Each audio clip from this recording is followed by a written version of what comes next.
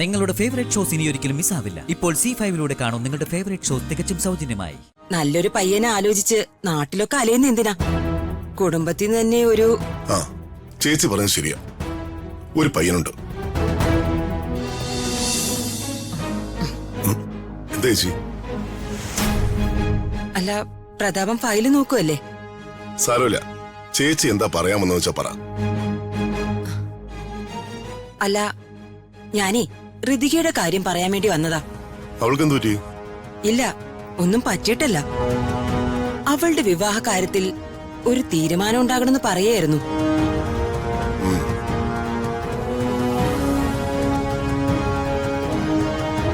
ഇതിപ്പോ മുൻപത്തെ പോലെയല്ല. ഇനിയിപ്പോ ആൾക്കാർ ഓരോന്നും പറയാൻ തുടങ്ങും. എന്തു പറയാൻ? ഉറപ്പിച്ച് വിവാഹം മുടങ്ങിയത് നാട്ടുകാർ മൊത്തം അറിഞ്ഞു കാണുമല്ലോ. അത് വെച്ച് ഇനി അവർ ഓരോരോ കഥകൾ ഉണ്ടാക്കും.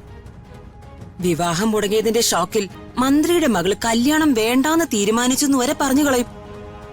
ആൾക്കാർ അങ്ങനെ പറയുന്നില്ല, നമുക്കൊന്നും ചെയ്യാൻ പറ്റില്ലോ ചേച്ചി. ചെയ്യാൻ പറ്റും. ഞാൻ അത് പറയാനാ വന്നേ.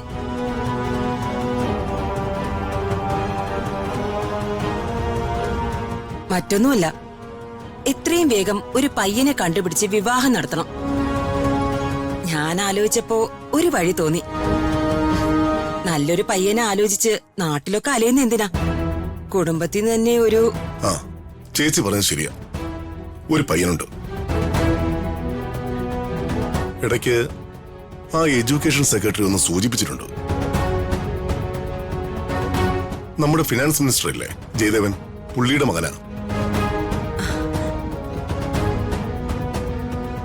ഞാൻ പുള്ളിയൊന്ന് വിളിക്കട്ടെ.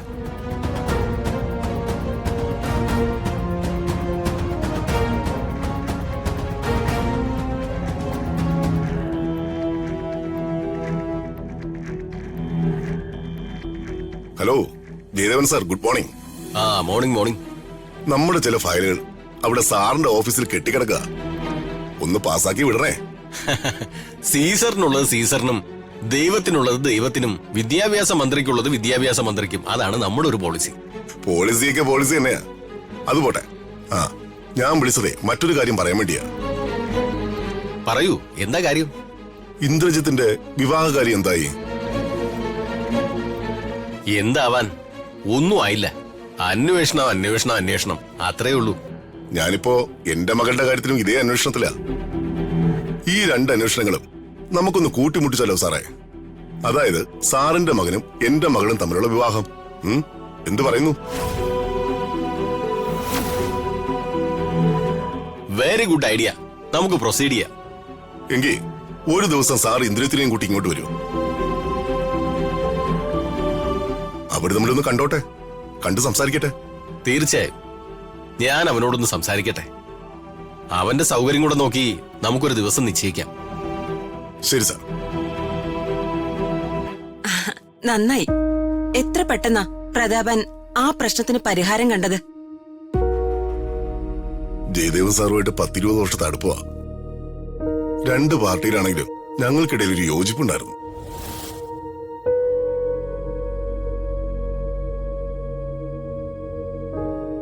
ചെറുപ്പം മുതലേ ഇന്ദ്രജിത്ത് പഠിക്കാൻ മിടുക്കനായിരുന്നു.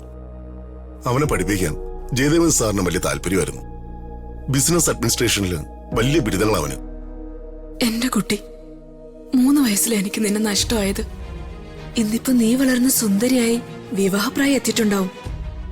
ഏതൊരു അമ്മയും പോലെ മകളുടെ നല്ല ഭാവി ഞാനും സ്വപ്നം കാണുന്നുണ്ട്. അവളുടെ ഭർത്താവിന് നല്ല വിദ്യാഭ്യാസം ഉണ്ടാകണം, ഒപ്പം വിവേകവും ഉണ്ടാകണം. ജയദേവൻ സാറ് പഴയ തറവാട്ടുകാരാ.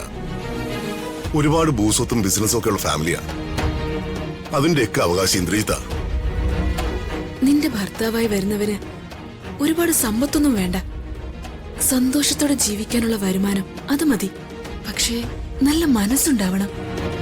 നിന്നെ സ്നേഹിക്കണം, മനസ്സിലാക്കണം, വിശ്വസിക്കണം. ശരി തെറ്റുകൾ കണ്ടെത്തി മനസ്സിലാക്കാനുള്ള ക്ഷമയുണ്ടാകണം. ജയദേവൻ സാറിന്റെ കാര്യം പറഞ്ഞ ഈ നാടിന്റെ ഖജനാവ് തന്നെ പുള്ളിയുടെ കയ്യിലല്ലേ. അദ്ദേഹത്തെ പോലെ തന്നെ സാമർത്ഥ്യമുള്ള ഭാര്യയും സ്നേഹവും ഐക്യവുമുള്ള അച്ഛനും അമ്മയും. വലിയ പ്രഹസനമൊന്നും ആവണ്ട.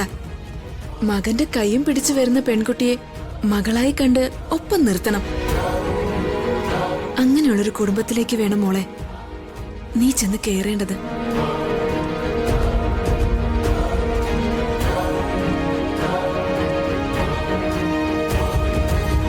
ചേച്ചി ഇപ്പൊ ഇത് ഓർമ്മിപ്പിച്ചത് നന്നായി. എന്തായാലും ഋതികയ്ക്ക് കിട്ടാവുന്ന ഏറ്റവും നല്ല ബന്ധമായിരിക്കും ഇത്. ശരിയാ, ഋതുമോളുടെ ഭാഗ്യം. എന്റെ ഋതുമോളുടെ കല്യാണം ഏറ്റവും ഭംഗിയായി തന്നെ ഞാൻ നടത്തും.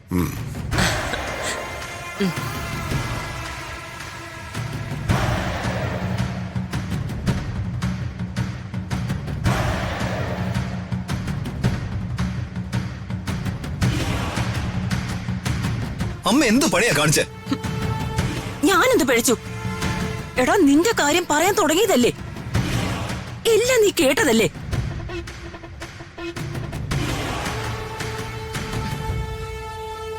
എടാ, ഇനിയാ നീ നിന്റെ മിടുക്ക് കാണിക്കേണ്ടത്.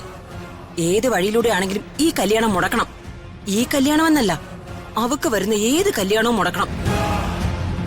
ഒടുവിൽ ആർക്കും വേണ്ടാത്ത എടുക്കാ ചരക്കായി അവള് നിന്റെ കാൽച്ചുവട്ടി വന്ന് വീഴണം. ഒരു നായയെ പോലെ അനുസരണയോടെ നിന്റെ കാൽച്ചുവട്ടി വന്ന് കിടക്കണം. അതാണ് ഇനി എന്റെ സ്വപ്നം.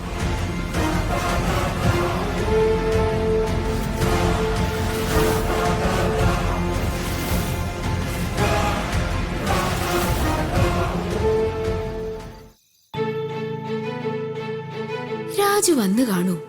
അവളുടെ കല്യാണം അങ്ങ് നടന്നെങ്കിൽ രാജുവിന് കുറച്ചു നേരമെങ്കിലും അടുത്ത് കിട്ടിയേനെ. യോഗമില്ല രമ്യേ. പക്ഷെ കല്യാണം മുടങ്ങിയിട്ടും ഋതിക കൂളാണല്ലോ, ഒരു വിഷമവുമില്ല. ഇനിയിപ്പോ രാജുവിനോടെങ്ങാനും അങ്ങനെയൊന്നും ഉണ്ടാവില്ല. രാജു, ഒരു കാര്യം പറയാൻ മറന്നുപോയി. ഞാൻ ഇന്നലെ ഒരു സിനിമ കണ്ടു. പൃഥ്വിരാജിന്റെ സിനിമയാ. അപ്പോ ഞാൻ രാജുവിനെ ഓർത്തു. ആഹാ, അതെന്നാ മാഡം പൃഥ്വിരാജിന്റെ സിനിമ കണ്ടപ്പോ എന്നെ ഓർത്തത്? അതോ? അതില് പൃഥ്വിരാജിന്റെ കഥാപാത്രത്തിന്റെ പേര് രാജു എന്നായിരുന്നു. ഓ, അങ്ങനെ. അപ്പോ എനിക്കൊരു ഐഡിയ തോന്നി. പൃഥ്വിരാജിനെ രാജു എന്ന് വിളിക്കാമെങ്കിൽ എനിക്ക് രാജുവിനെ പൃഥ്വിരാജ് എന്ന് വിളിക്കാലോ. വിളിക്കാം. ഇനി മുതല് രാജു കല്യാണരാമനല്ല, പൃഥ്വിരാജാണ്. പൃഥ്വിരാജ്. ഓ, ഋതിക മാഡത്തിന് എന്നെ എന്ത് വേണമെങ്കിലും വിളിക്കാം. എന്ത് വിളിച്ചാലും കേട്ടല്ലേ പറ്റൂ. മാഡം എന്നെ എന്ത് വിളിച്ചാലും സന്തോഷത്തോടെ കേൾക്കും.